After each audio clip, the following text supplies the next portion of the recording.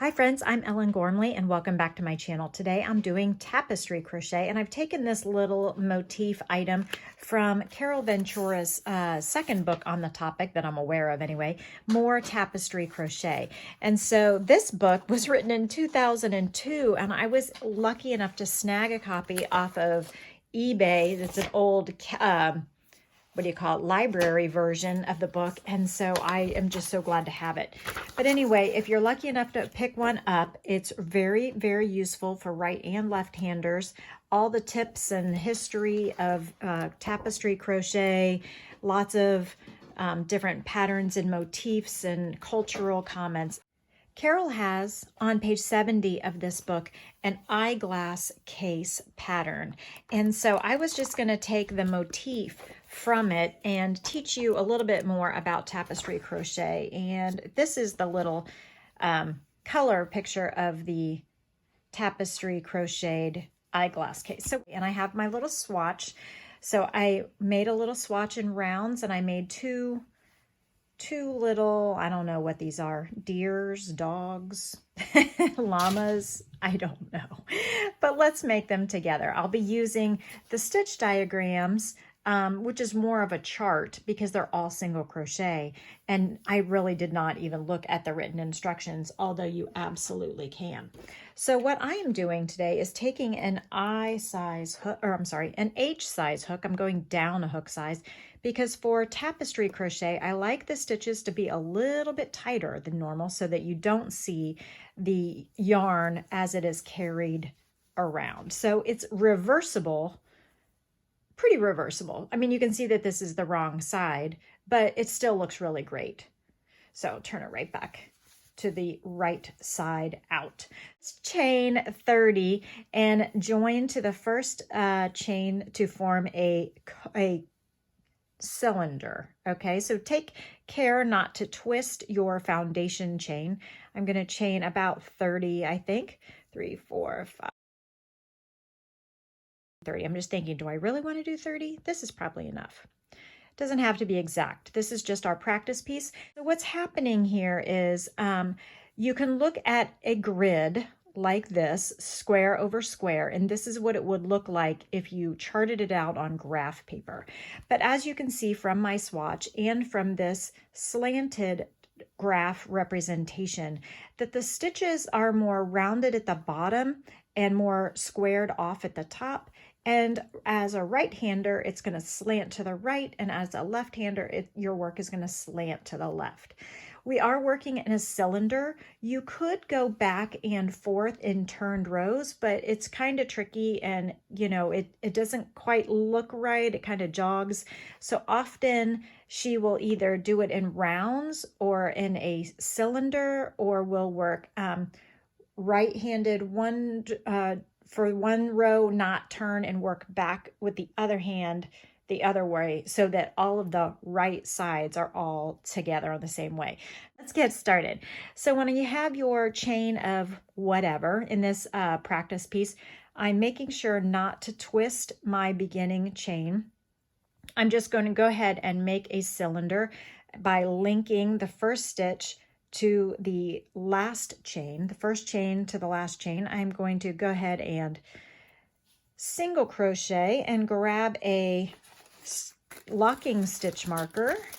Place the locking stitch marker in the very first stitch of the round. You now know that you will move the marker for the first stitch of every round. I'm going to do just single crochet in the first round. So I am single crocheting through the top 2 loops there of the chain.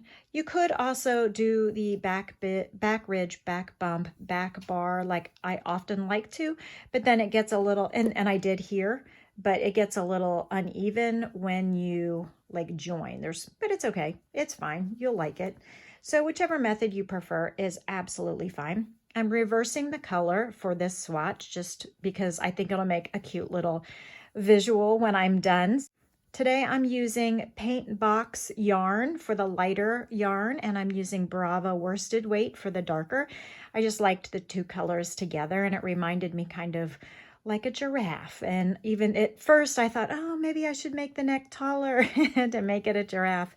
but we're going to just go with the original little four-legged creature here. Maybe it's a dog. I don't know. Look, it could be a cat, but its nose is kind of square, so it kind of reminds me of a Scotty dog, sort of.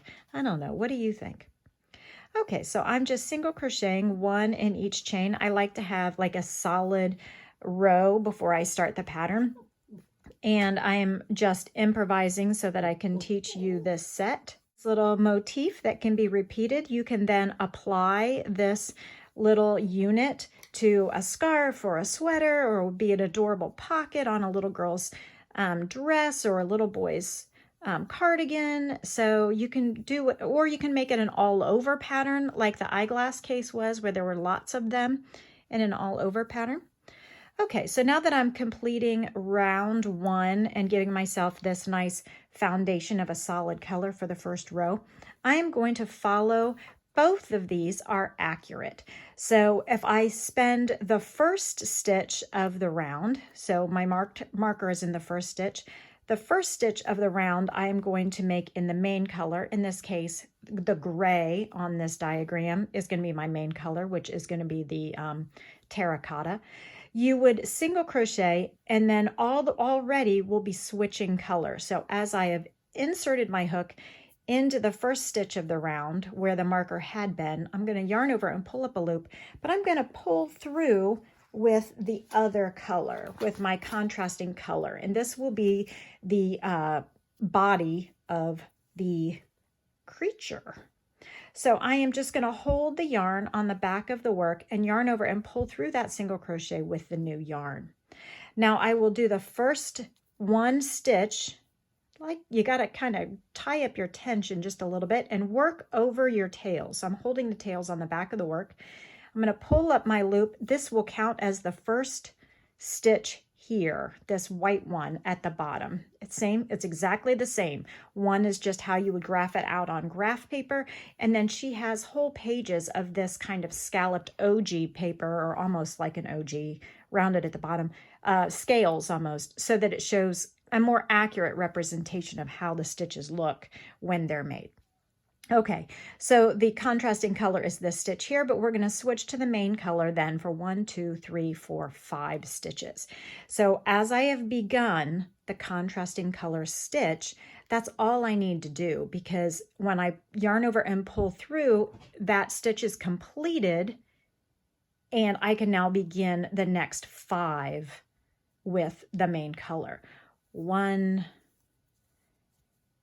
2, 3, and I will continue to work over the tail of the peach and also the working yarn of the peach, both of them. I'll work over both of them because I need to carry the orange or the peach along with me so that it will be available to use when I'm ready for it. 1, 2, 3, 4, and then one more. And instead of finishing this one, I will insert the hook, yarn over, pull a loop through the fabric, and now I will switch back to the peach for this peach stitch here. So yarn over and pull through. So we can double check our work and say, okay, here's, oh, I forgot to put my marker in that first stitch. Put the marker in the first stitch. Always move it on the first stitch of this little piece. The first stitch is the terracotta, first stitch here. Second stitch is the peach. Second stitch is the peach. Then 1, 2, 3, 4, 5 in the terracotta. 1, 2, 3, 4, 5 in the terracotta. 1 in the peach. And here's the one that I'm doing in the peach next. Okay, here we go. But I'm only doing one of them, so I'm ready to pull up with the terracotta for the next 2 stitches. Okay.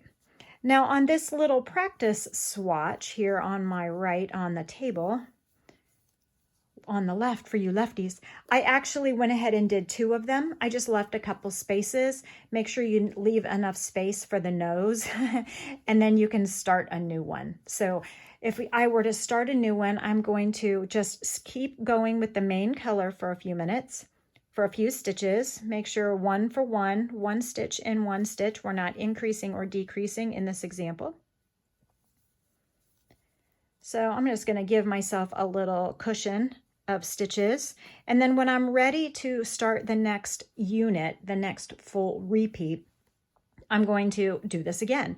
So I'll do one stitch in the main color and immediately get ready to do the second stitch in the peach. And I'm not moving the marker because the marker is for the beginning of the round, not the beginning of the repeat. Although if you want to do that, you can, or you can put a second marker if you want. And then there's 1, 2, 3, 4, 5. So we're basically repeating the repeat across. So from now on, I'm not going to show you the second one on the back as I'm going. I'll probably just fast forward through that section, and only show you each row one time.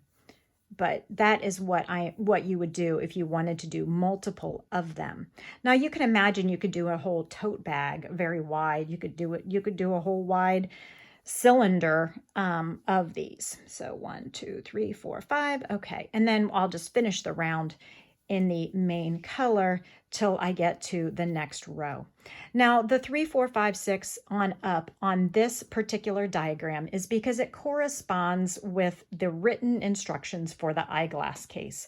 But in this instance, since I'm just teaching you the little motif, this is actually row 2 because I just did one row of solid underneath, and row 2, this is row 2, 3, 4 on up. Do you see what I'm saying?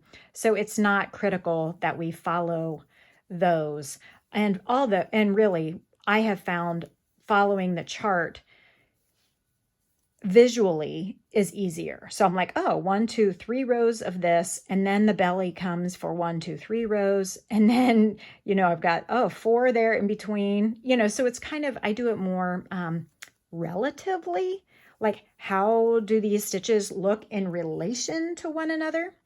Okay, so at the end of the round, I know I'm at the end of the round because I'm at my marker.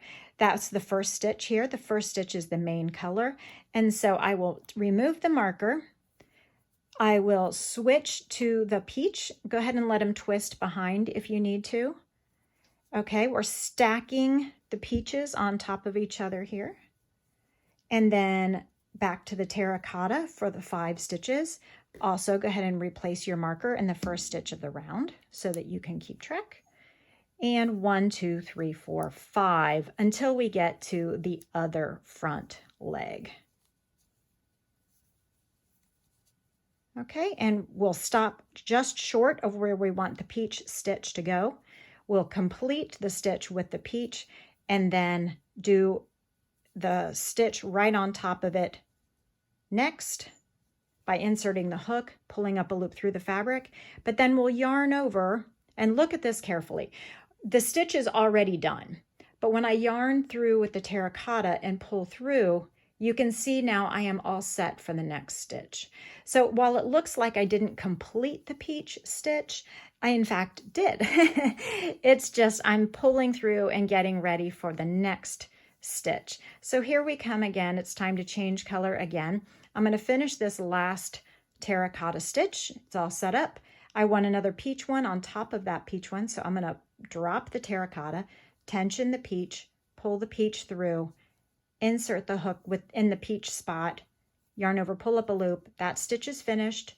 Drop the peach, pick up the terracotta, yarn over and pull through, and you can see now that you have a peach stitch on top of a peach stitch.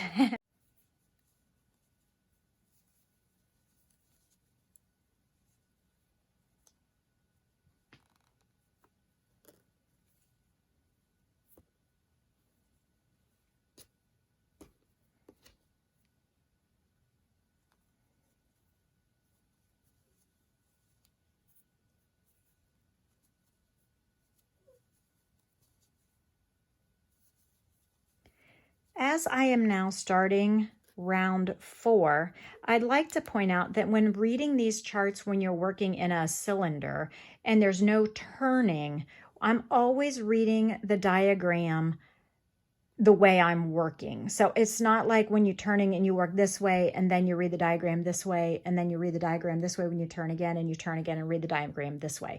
When we're working in a cylinder or a spiral, you're always working in the same direction. So when I finish this round, I'm back to here and I go this way, and then I'm back to here and I go this way because I've come all the way around the circle. Do you see what I'm saying? So it goes all the way around. Okay, and let's see. Let me get through this next round and I'll show you a little bit more. I should not have pulled through that last stitch because I'm ready to switch colors to the terracotta. Because I see there's 1, 2, 3 of the peach before I go to the body of the animal. So I need 3 stacked on top of each other before. So really this is so simple. You're just following the diagram along, and then it's kind of like cross stitching, not cross stitching. Is that the right word? Yeah, cross stitch, like counted cross stitch, where you're keeping track of where things are in relation to the other stitches.